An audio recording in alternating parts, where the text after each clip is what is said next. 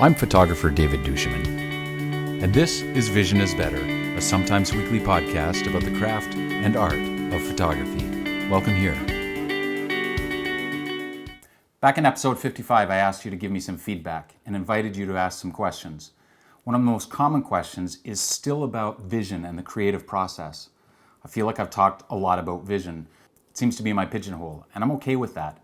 But from the questions I've been asked about developing vision and a style, I've come up with a couple of thoughts I think some of you need to hear. First, some of you are looking for a mythical beast that doesn't exist, or if it does exist, it doesn't look the way you think it should.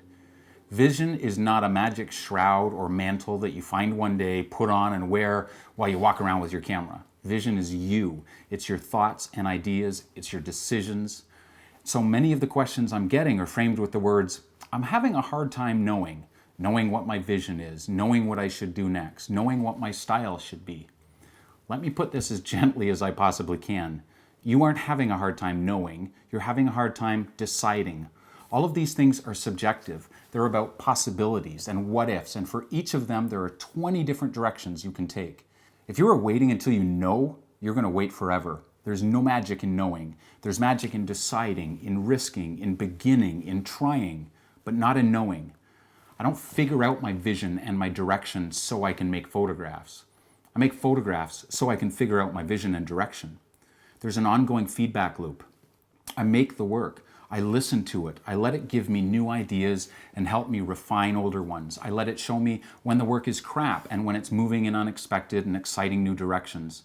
And then I make decisions based on what I'm curious about or excited about. I follow my gut and my intuition, and I'm often wrong. And that's okay because it's not about being right, it's about being me. And if I'm wrong and the work starts heading down a path that's not right for me, I find out soon enough and I make a course correction.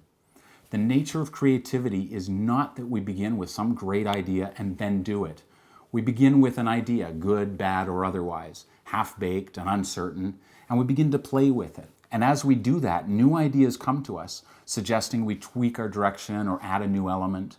And each time we have to make a decision, do I follow this thread or idea? We stall because we're scared of making the wrong move. Look, it's good to be thoughtful and deliberate, but I'd rather listen to my work, try new things, and be okay with the fact that I can only do one project at a time or try out one idea at a time, and maybe even the one I choose won't go somewhere. I'm way more okay with that than I am with not doing anything at all. Because I know that most of the time, even beginning in the wrong place with the wrong project will lead me to one that's more interesting, that's more right. And that's how you discover vision, by doing, by trying, and letting the resulting work speak to you. The stuff you love, that points to an aspect of your vision, your opinion, your taste. The stuff that doesn't light you up, that points to where your vision isn't. Go the other way. I love this quote from the book Art and Fear, Observations on the Perils and Rewards of Art Making by David Bales and Ted Orland. This is how they start chapter 5, Finding Your Work. The world displays perfect neutrality on whether we achieve any outward manifestation of our inner desires. But not art. Art is exquisitely responsive. Nowhere is feedback so absolute as in the making of art. The work we make, even if unnoticed and undesired by the world, vibrates in perfect harmony to everything we put into it or withhold from it. In the outside world, there may be no reaction to what we do. In our artwork, there is nothing but reaction. This is the part I love, the breathtakingly wonderful thing about this reaction is its truthfulness.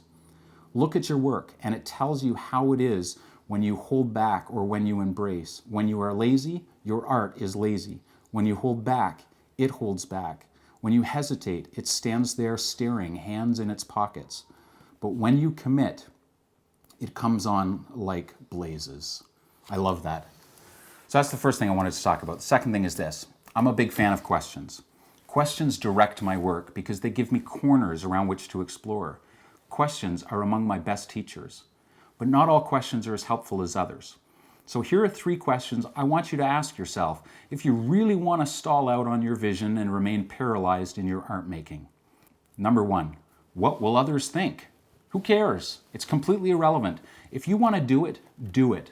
Follow the thread, try it out. Even if the opinions of others mattered, asking the question would get you nowhere. You have no idea what others will think because the idea that you have now is not exactly how the work will end up. It's always different. You don't even know what you'll think about the work until you try making it. Question number 2. How quickly can I get this done? Sew it up and move on to the next thing. Art responds very poorly to rush or hurry. Initiative? Yes. Hard work? Yes. But speed? Not so much. We need time to let our work speak to us, to become more aware of our blind spots, to let the shine of newness fade away a little so we can see if there's some substance beneath it. Begin, start, and initiate? Yes. But take your time or you risk finishing a project before you get through the low-hanging fruit and down to the good stuff. Don't take forever. Don't make it perfect. There's a danger in never finishing. Just don't rush. Question number 3. What's my style? Your style. Style is a byproduct, and its pursuit is more responsible for stagnation and homogeny in our work than anything else that I can think of.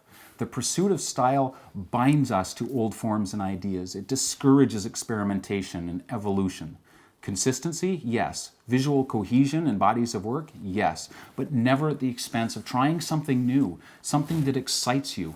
And if it's truly your style, it'll happen without you freaking out about it.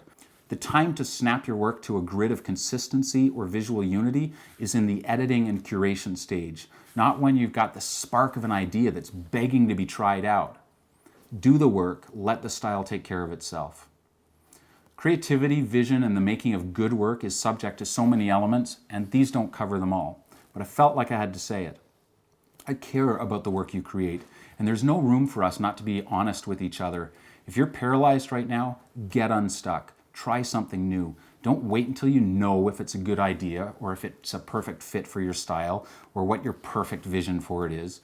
You'll only discover that once you begin, once you start the work. Thanks so much for joining me. Don't forget to subscribe. If you've got questions, leave them in the comments. Remember, gear is good, but vision's better. See you next time.